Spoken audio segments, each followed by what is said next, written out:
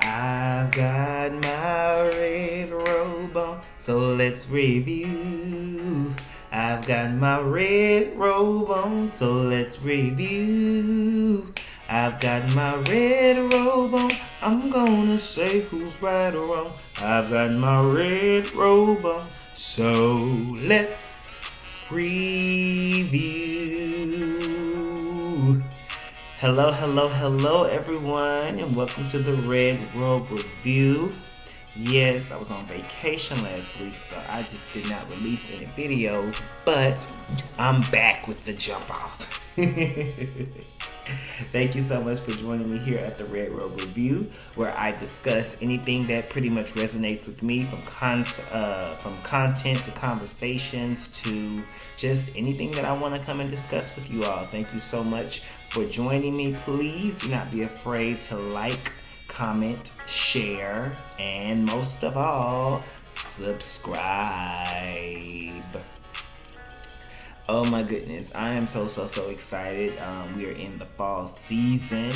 I have so many big things coming on this season, and I'm just excited. I can't really say too much about it right now because I'm still in the works for a lot of things, but I'm still working on some things and developing some things. But just know I'm really excited about this fall season, up until leading to winter, up until leading to spring. I'm just really excited for the next three seasons. I definitely will be extremely productive, and I'm excited about that. I wanted to come today because I wanted to say that Pastor Keion apologized to the woman that he told to hush a few months back. I did a video about that and what my feelings were on that. You can go revisit that. I'm definitely not going to revisit it today because today we're singing a much different tune about Pastor Keion. I think it just speaks volume to his humanity, the fact that he did, make a mistake, and he was man enough to apologize and own up to the mistake that he does made. I think that we all, including myself, can take a note from that and realize that yes, sometimes as a human being we say things out of frustration or even just out of correction or out of protection or whatever the case may be, but it does not necessarily mean that we have to just say it and do it in that time, in that moment, any old kind of way. And I think that having him, apologize to her before the congregation, that was the best way to do it. Not only before the congregation, because I'm sure he was aware somebody was recording, so that the world could see him make that apology. Again, Pastor Keion, kudos to you. Great man of God in that endeavor, because again, we all mess up, but we all can fix the things that we mess up, and that is the lesson that you demonstrated to me. And I think that you are forgiven. I can see that that young lady was very emotional after you apologized. She did cry again, but this time Pastor just loved her and stepped on the way, as she was increasing her volume, which is what you're supposed to do, because again, we are not all on the same level of emotional intelligence. We are not all on the same level of emotional behavior and emotional management either. So what makes someone cry, scream, and shout, someone else can just silently process. And what someone else can just silently process, someone else may have to vent, scream, and shout and throw a tantrum or do whatever it is that they need to do. Again, we should all be allowed grace, and we all should be allowed mercy. We should all be given the benefit of the doubt, because ultimately we are all just trying to do the best that we can do. And again, Pastor Keion is no exception to that. Again, kudos to you for taking the time to stand up and apologize to her, not only in front of the congregation, but again in front of the world, because that is where the offense was done. So, and that's another lesson we have to learn. Sometimes when you offend people in certain settings, in certain places, you have to apologize in those settings and in those places, and mean what you say and say what you mean in that apology. So yes, again, kudos to you, Pastor Keion. Next on the list, I just saw Kim Burrell has gone viral again.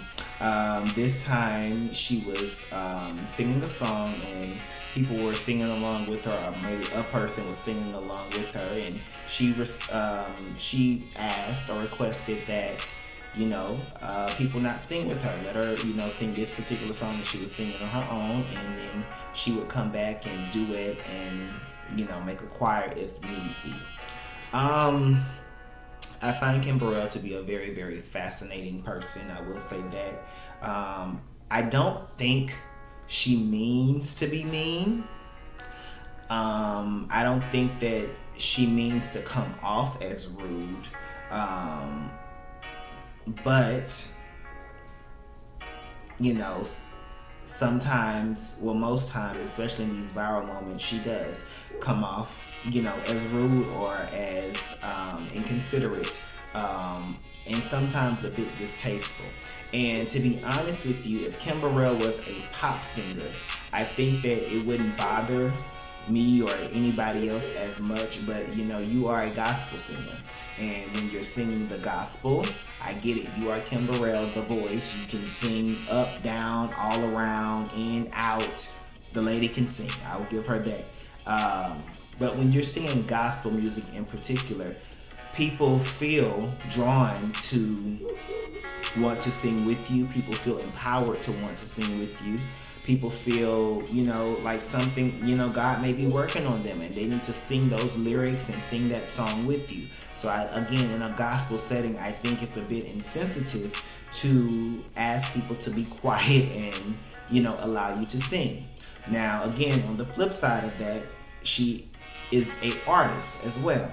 And I personally do feel like artists, even if they are gospel artists, have the right to be particular about their delivery and their artistry.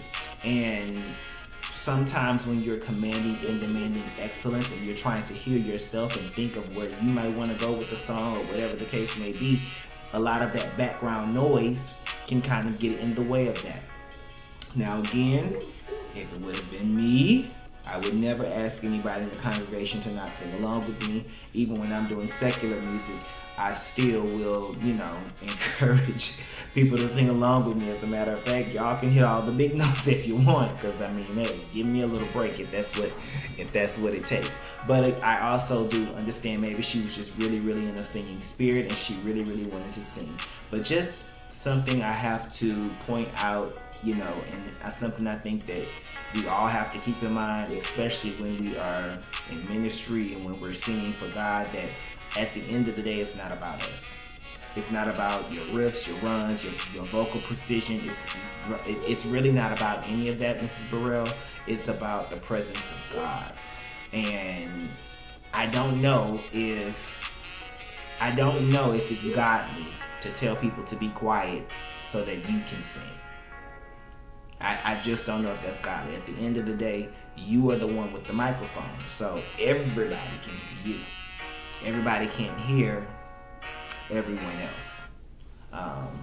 And again, I also want to say this about Kim Burrell. Kim Burrell is quite hilarious. If you do, watch certain things with her, she is a bit of a not a jokester, because I don't want to say it in that way, but she has her own style of comedic responses to people. And sometimes when you're straightforward, you're direct, and you kind of, set boundaries and this, that, and third, people will interpret that as mean. People will interpret that as, distasteful and inconsiderate. People will interpret that. So I have never met Kim Burrell to know if she is any of those things. And I think that we all kind of have to start to give everyone grace to know that if you don't really know somebody that well, you haven't met them in your own personal, space, you can't really place a label on them. You can say, an individual experience or an individual moment may have happened, but to completely, let that be the title or or the not title, but the label that you put on someone's personality when you don't even know them, I think is just not fair. But I have definitely seen a lot of people around Kandi Burruss laughing, smiling, joking, so on and so forth. Beyond Kandi Burruss being a singer, she is also a musician. So her level of, excellence, or what she may demand and command, or whatever the case may be, it's a bit different. Her ear is a bit more in tune and a bit more sensitive to sound than the average individual. So, I don't think that sometimes we should get so wrapped up in what her demands and what her, we shouldn't get so wrapped up in what her asking others not to sing along with her, because again, it may just be for her artistic expression and her vocal precision. But I would love for Miss Burrell, if you have not already, I would love for you to maybe pivot into the jazz genre and kind of, do something in that genre. Yeah, I think that that'll be good, because at least that way people won't be so sensitive and they wouldn't expect you to be a particular way, and you also would be singing technically written music as a jazz artist that will require you to show the agility and the agility and the acrobatics that you do have, that the average person that's there wouldn't be able to have to even try to sing along with you. So I think that maybe, you giving us a little jazz one too, might not be too bad. Last but certainly not least in this Red Robe review, my girl, one of my favorite group members of Escape, Kandi Burruss, was singing live the national anthem at a Atlanta Falcons game. And you can go watch the clip. I'm not going to play it here, but you definitely can go and watch the clip of her singing, and you can, receive it and feedback, of course, how you choose to see. My feedback and my takeaway from it is this. I am never going to sit here and say that Kandi Burruss cannot sing, and I think that it is completely disrespectful, distasteful for people to walk away with saying she cannot sing. I think Kandi has a very unique voice, a very distinct tone to her voice, and a very unique sound. And you need those kind of voices in this world. The reason why Escape stood out was a lot because of her tone and a lot because of what she had to kind of offer. Those two sisters, they sing alike for the most part. I mean, although one may be a little bit more reserved than the other, but they for the most part sing alike. Latasha is definitely, the traditional singer, vocalist, or what have, she has a very clear tone. Tiny had that high, kind of a nasally voice with her, but again, in my opinion, Latasha's voice, Tiny's voice, and the other sister, Tamika, their voices, in my opinion, are not unique, nor are they distinct. You can probably go to any city and state and find girls that can sing along and sing duplicates to what those ladies can sing. I'm not taking anything away from them because I love them too. But when it comes to Kandi, you can't really find that type of a voice just anywhere. And again, to say the lady cannot sing is just completely disrespectful. But I will say, when you have a unique voice like that, Kandi, you have to make sure that your arrangements are flattering to your voice, especially when you don't have your group members there to kind of blend and harmonize with you, because honestly, you have a very, very good voice for harmony, and very good voice for blending as well. And yes, you have a very good lead voice. Like, you sing the hell out of My Little Secret. You sing the hell out of Just Kicking It. There are many, many songs that you sound really, really good singing on. And again, the arrangements matter. The arrangements definitely matter. But at the end of the day, I love Kandi, and I want her to continue to take her singing gigs and continue to show y'all that that unique voice is a good voice.